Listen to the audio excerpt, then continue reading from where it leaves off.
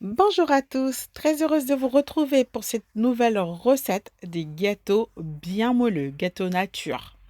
Donc voilà, pour commencer, chers amis, veuillez vous abonner si ce n'est pas encore fait, activez la cloche des notifications et puis partagez la recette, s'il vous plaît. Je vous remercie beaucoup.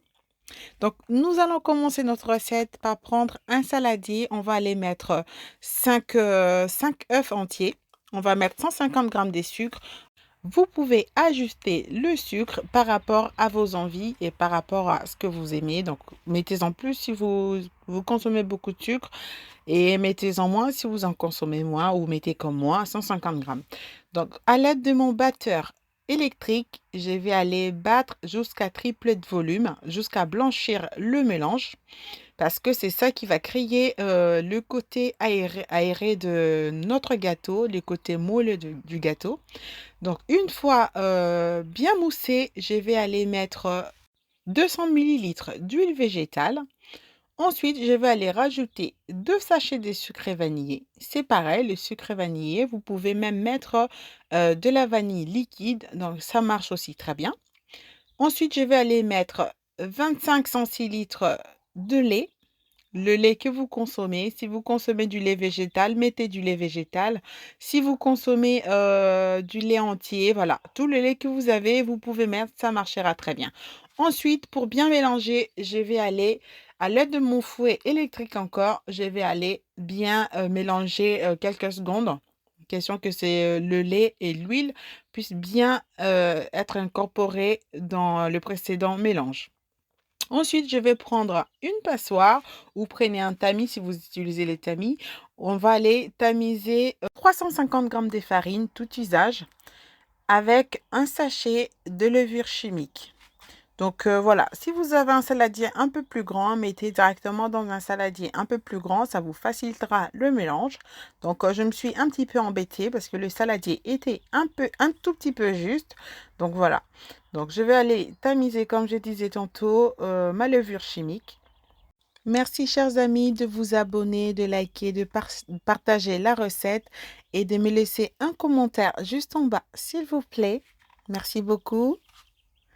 Donc, on va aller juste mélanger un petit peu la farine et la levure déjà au préalable juste au-dessus. Et à l'aide d'un fouet manuel, on va venir bien mélanger la farine avec le précédent mélange. Donc, il faut y aller délicatement, il faut y aller mollo. Et puis, une fois que la farine s'est imprégnée dans le précédent mélange, on va venir énergiquement mélanger et plus rapidement pour éviter d'avoir de grumeaux. Parce que déjà un gâteau sans grumeaux, c'est pas terrible. Donc, si vraiment vous voyez que vous avez des grumeaux, c'est qui peut arriver. C'est pas très très grave. Vous pouvez reprendre la passoire ou le tamis, vous repassez votre pâte dans la passoire pour essayer d'éliminer les grumeaux. Et puis vous prenez votre fouet.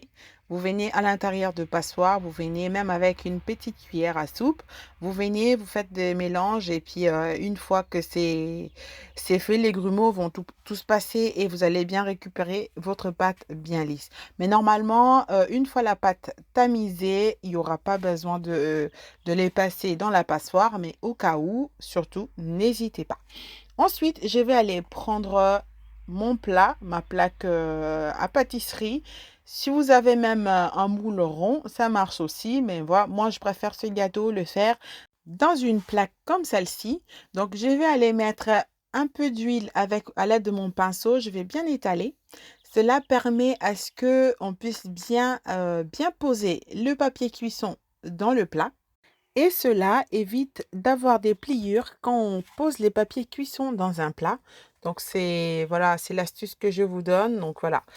Et ensuite, une fois le papier cuisson bien posé dans le plat, sans faire des pliures, on va venir prendre notre pâte qu'on a faite tout à l'heure. On va venir renverser dans le plat ou dans la plaque.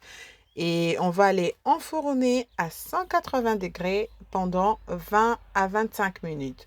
Donc, comme je dis toujours pour le gâteau, vous piquez le couteau. Une fois que votre couteau ressortira sec, donc votre gâteau va être prêt.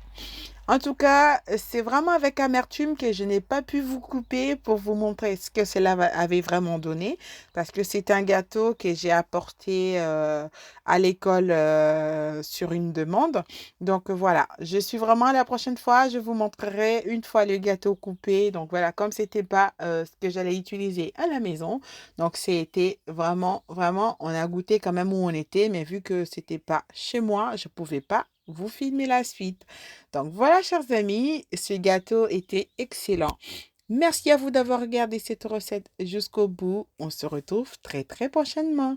Portez-vous bien. Bye bye.